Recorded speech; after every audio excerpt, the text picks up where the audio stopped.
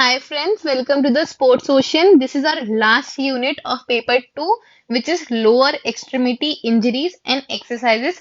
जो भी injuries हमारे lower body part में होती हैं उनके related and उनको कैसे हम rehab करके exercises करके वापस recover करेंगे उसके बारे में हम पढ़ेंगे.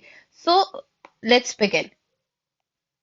ये this is unit 1 is already completed, unit 2 is completed, unit 3 completed and unit 4 completed. यहाँ पे हमारी यूनिट नंबर 5 है लोअर एक्सट्रीमिटी इंजरीज. इसके बारे में हम पढ़ाई करेंगे.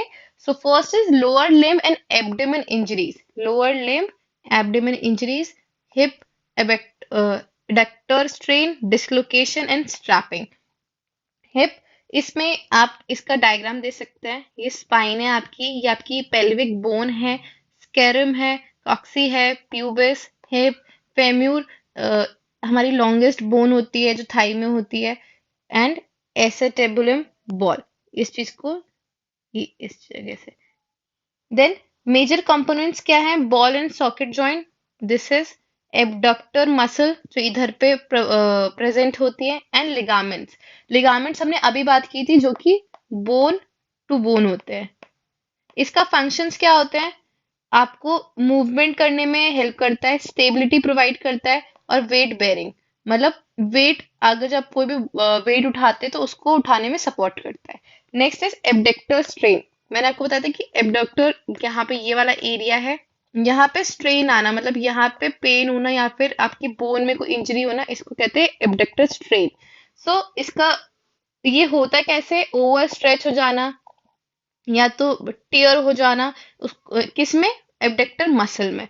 सिम्टम्स होते हैं, पेन होती है, स्वेलिंग होता है, डिफिकल्टी होती है अपने पैर को मूव करने में. ट्रीटमेंट है उसका rice, rest, ice compression and elevation और फिजियोथेरेपी. रिहैब करना आपको धीरे धीरे एक्सरसाइज इंट्रोड्यूस करी जाएंगी ताकि आपकी एबडक्टर मसल्स स्ट्रेंथ, उसकी स्ट्रेंथ बढ़ जाए. Next is hip dislocation. Hip dislocation दो टाइप से इसमें दिखाया हुआ है, पोस्टीरियर एंड एंटीरियर. पोस्टीरियर मतलब होता है जो भी आपको अंदर की तरफ जा रहा है.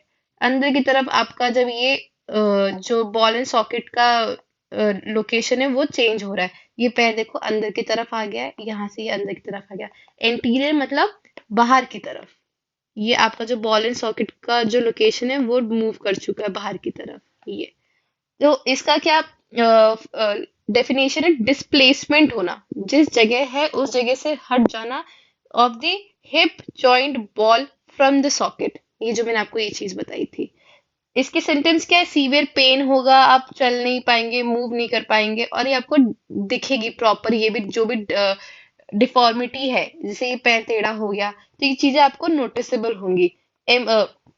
इसको आप तुरंत रिस्पॉन्स कैसे करेंगे? अर्जेंट आप उसका मेडिकल ट्रीटमेंट कराएंगे और फिजियोथेरेपी के पास जाएंगे ताकि आपको ये वापस रीलोकेट कर सके, जहाँ पे उसकी बोन है वहीं पे एग्जैक्टली लोकेट कर सके. नेक्स्ट है स्ट्रैपिंग टेक्निक्स. में बहुत लास्ट वीडियोस में हमसे पूछा गया था कि स्ट्रैपिंग टेक्निक्स क्या होती है. तो these are the multiple tapes, different different colours, जिससे आपको पेन रिड्यूस होता है, आपकी स्वेलिंग कम होती है, और इसके क्या क्या इंप्रूव करता है? हील करता है, आपको पोस्चर इंप्रूव करता है. ये सारी चीजों में ये टेप हम यूज करते हैं ताकि उनको स्टेबलाइज कर सके और सपोर्ट कर सके उस इंजरी को. मटेरियल क्या यूज होता है? Elastic and non elastic strapping. This application, ये आपको जो भी फिजियोथेरेपिस्ट होंगे वो आपको प्रॉपर टेक्निक से ये टेप्स लगाते हैं. Next is rehabilitation exercises. अभी हम हिप की बात कर रहे हैं तो हमें एक्सरसाइजेस भी हिप के अकॉर्डिंग जो भी रिहैब करना है वो वाली करेंगे. So first is this. इसने ये एक पैर नीचे रखा है, ये वाला पैर मूव कर रहा है ताकि उसके एबडक्टर मसल्स स्ट्रेंथन हो. सेकेंड लेवल में एक टेबल के ऊपर उन्होंने पैर रखा हुआ है, एंड देन सेकेंड पैर को ऊपर की तरफ लिफ्ट कर रहे हैं. एंड लेवल 3 सेम, ये दोनों पैरों को ऊपर की तरफ मूव कर रहे हैं. सो इसमें क्या होती है? एबडक्टर स्ट्रेंथ बढ़ती है आपकी, जो ये भी ये वाला एरिया तो उसकी स्ट्रेंथ बढ़ रही है. Target muscle exercises to rebuild the strength मतलब जो स्पेसिफिक हमारी जो जहाँ पे हमें इंजरी थी, जो भी मसल थी, उसको टारगेट करना और उस जगह की स्ट्रेंथ को बढ़ाना. सेकंड है रेंज ऑफ मोशन मतलब उसकी मोबिलिटी और फ्लेक्सिबिलिटी बढ़े ताकि हमारे पहले हम इतना ही पैर लिफ्ट कर पा रहे थे, नाउ हम लोग इतना इतना कर पा रहे हैं ताकि हमारी उसकी मोशन रेंज ऑफ मोशन बढ़ जाए. Third is professional guidance. हमें एक प्रोफेशनल फिजियोथेरेपिस्ट के गाइडेंस के अंडर में ही एक्सरसाइजेस परफॉर्म कर रही है। Next is recovery timeline. अब रिकवरी टाइमलाइन में तीन टाइप से होते हैं। फर्स्ट है अक्यूट, सब अक्यूट एंड क्रॉनिक फेज। सब अक्यूट एंड अक्यूट में थोड़ा सा डिफरेंस होता है, ये इन दोनों के सेंटर में आता है। अक्यूट मतलब 0 to 6 डेज का, इतना शॉर्ट पीरियड का टाइम रहता है। सब अक्यूट में आपको विद इन अ मंथ की बात कर रहे हैं हम लोग, 3 to 21 days. Then more than a month की अगर हम बात कर रहे हैं, मतलब ये क्रॉनिक है।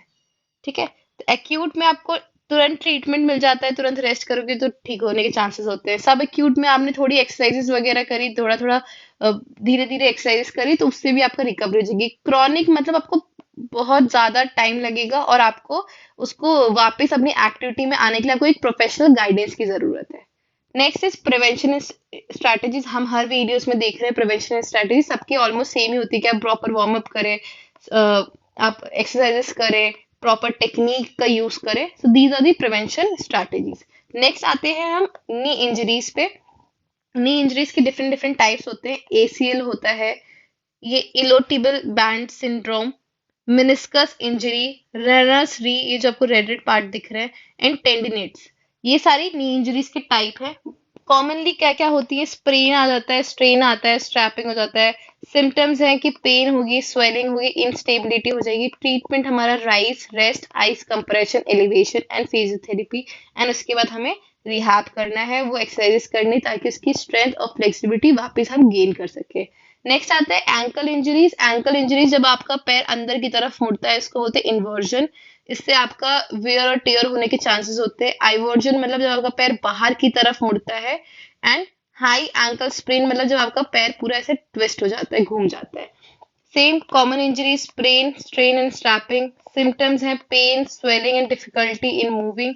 ट्रीटमेंट हमारा राइस, इमोबिलाइजेशन, ज्यादा उसको मूव ना करें, और रिहैब करें, उसकी प्रॉपर एक्सरसाइज करें।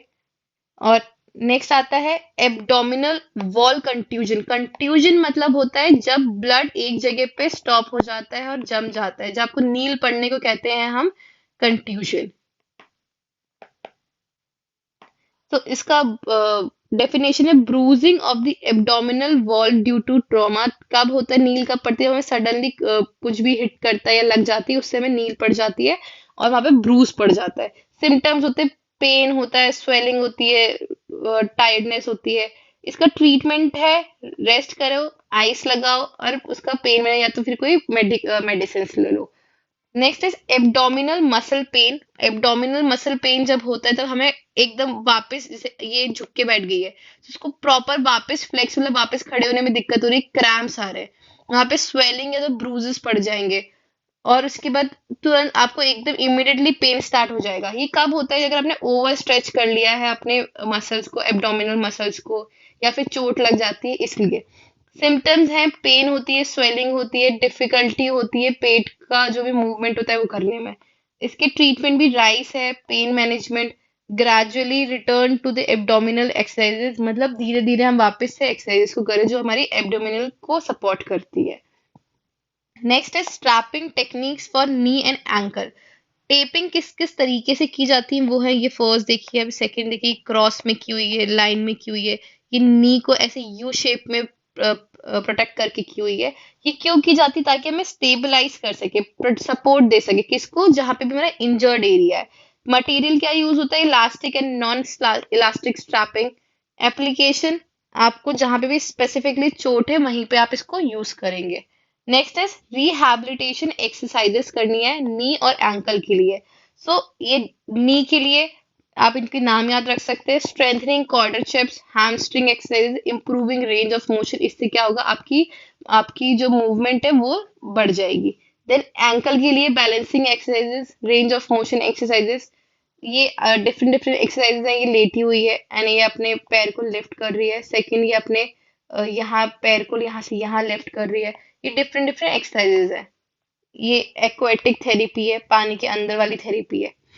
सो नेक्स्ट इज प्रिवेंशन मेजर्स। आप प्रॉपर फुटवेयर पहने ताकि आपका एंकल ट्विस्ट ना हो। सेकंड है कि आप प्रॉपर स्ट्रेंथ और फ्लेक्सिबिलिटी की ट्रेनिंग करें ताकि उसकी स्पेसिफिक मसल्स, टारगेटेड मसल्स आपकी हेल्दी हो जाए और स्ट्रेंथन हो जाए। प्रॉपर टेक्निक का यूज करें। Next is abdominal injury management. इसमें आपके जो एब्डोमिनल में इंजरीज होती है उनको कैसे मैनेज करेंगे, उसमें आपको रेस्ट और रिकवरी, उसमें आपको प्रॉपर टाइम देना पड़ेगा, रेस्ट करना पड़ेगा, तभी आपकी रिकवरी हो पाएगी। पेन मैनेजमेंट मतलब आपको प्रॉपर मेडिकेशन और थेरेपी जो भी प्रिस्क्राइब की गई है आपके डॉक्टर्स ने, वो आपको फॉलो करनी रहेंगी।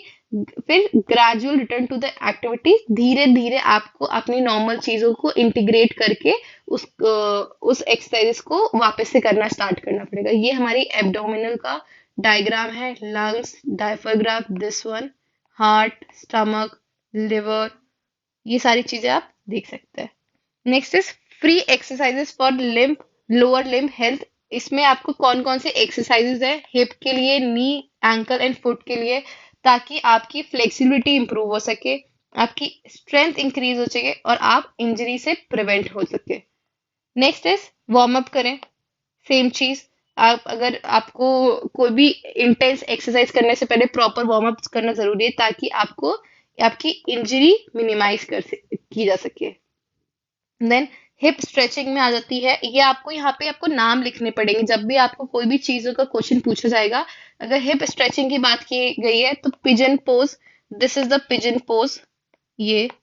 Then butterfly stretch, this is butterfly stretch, यहाँ पे आपका opening of the hip and inner thigh. इसमें आपका hip flexor and glutes flexor की बात की गई है। उसके बाद लेटरल लेग रेस, इसको लेट के जो आप लेग रेस करेंगे उसको बोलते हैं लेटरल लेग रेस।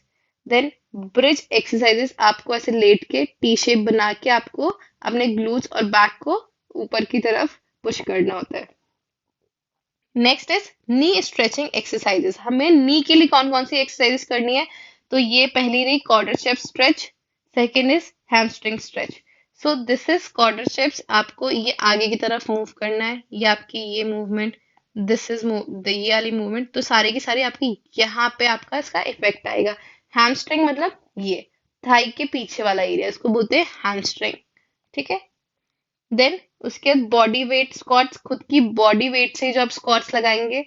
लंजेस, जब आपको पूरा एंटायर लेग पूरा आप ऐसे आगे बेंड करके बेंड होंगे।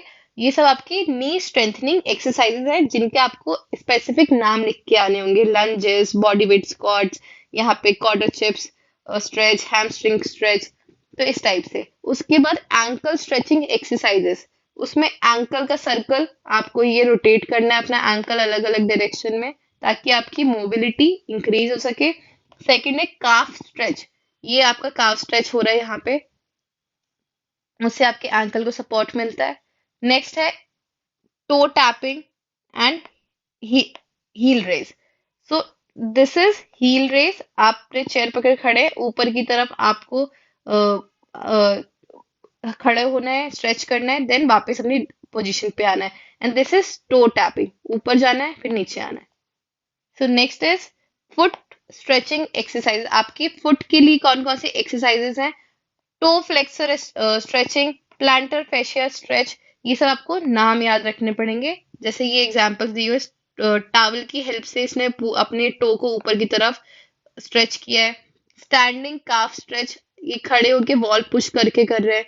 Dynamic stretch, frozen can roll, आप यहाँ पे नीचे कैन रख ली, उसके ऊपर आपका पैर मूव कर रहे हैं। प्लांटर फैशिया स्ट्रेच, इसमें जैसे आप स्टेयर के ऊपर खड़े होकर सिर्फ अपने टोज वाला एरिया रख के अपनी बॉडी को स्ट्रेच करते हैं। Next is toe curls and arch raise. Arch raise मतलब जब आपका पहले फुट ऐसे नॉर्मल रखा हुआ है, फिर देन आपको आर्क क्रिएट करना है अपना पैरों में, this is arch raise. Then toe curls मतलब आपको एक नैपकिन रख के उसको अपनी फिंगर्स से अपनी बॉडी के पास लेके आना है, उसको बोलते हैं टो कर्ल्स। तो स्ट्रेंथ, इससे क्या होता है, आपकी टोज की मसल स्ट्रेंथन होती है और उसमें पावर मतलब स्ट्रेंथ जनरेट हो जाती है। नेक्स्ट इज आपको कैसे अपने डेली रूटीन में इनको इनबिल्ड करना है, आपको रेगुलर प्रैक्टिस करना है, आपकी बॉडी को उसमें अडेप्ट करवाना है अपनी डेली डेली नीड्स के अकॉर्डिंग। देन सेम चीज आपको इसके प्रिंसिपल्स क्या है, आपको immobilization, stabilization and comfort provide करवाती है। Then lower limb and supporting aids aids. अब आपको अगर कोई भी इंजरी हो रही है तो आपको क्या क्या सपोर्टिंग एड्स चाहिए होती है। जैसे अगर आपको एंकल में लग गई है तो आपको एंकल सपोर्ट चाहिए होता है, दिस इज एंकल सपोर्ट। क्यों चाहिए होता है? ताकि आपको वो स्टेबिलिटी प्रोवाइड कर सके, कहाँ? आपके एंकल में। Next is knee braces, this is knee braces, इसमें डिफरेंट डिफरेंट टाइप के आते हैं। क्यों चाहिए होते हैं? आपको स्टेबलाइज कर सके और सपोर्ट प्रोवाइड कर सके आपके नी के जॉइंट को। देन कंप्रेशन गारमेंट्स, मतलब दिस इज कंप्रेशन, मतलब आपकी स्वेलिंग को रिड्यूस कर सके और सपोर्ट प्रोवाइड कर सके। Then next is abdominal support, this is for the lower limb, पैर वैर के लिए है, ankle, knee, calf. Then abdominal मतलब आपके इस वाले एरिया के लिए, abdominal binders, lumbar supports and pelvic bends. So this is आपका pelvic bend, जो आपका इस वाले एरिया को सपोर्ट करता है, उसको हम कहते हैं pelvic belt। जो आपके बैक का एरिया सपोर्ट करता है, this is lumbar support. And जो ये आपका पेट का एरिया सपोर्ट कर रहा है, दिस इज एब्डोमिनल बाइंडर्स। तो ये क्या हेल्प करते हैं? ताकि आपका मूवमेंट कम से कम हो और आपकी बॉडी को स्टेबिलिटी प्रोवाइड कर सके। Next is crutches and walkers, these are the crutches. क्या होता है, किसी जब हमें कोई इंजरी हो जाती है, चलने में या फिर बैठने में प्रॉब्लम आती है, तो हम इनकी मदद से कर पाते हैं वॉकिंग और बैठना होता है। तो वो सब इसको इसको हम बोलते हैं assisting individuals with lower limb injuries in bearing wait.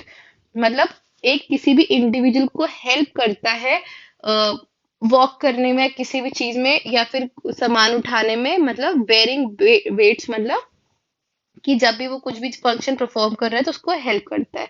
इसके टाइप्स होते हैं axillary crunches, four arms crunches, walkers. ठीक है। उसके बाद जैसे व्हील चेयर हो गया, ये भी इसी के अंदर आता है।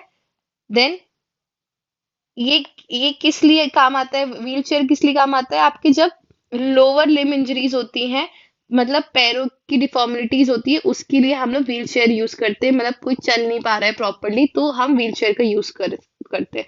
टाइप्स कितने होते हैं? मैनुअल होती है, एक इलेक्ट्रिक व्हील चेयर होती है। ठीक है।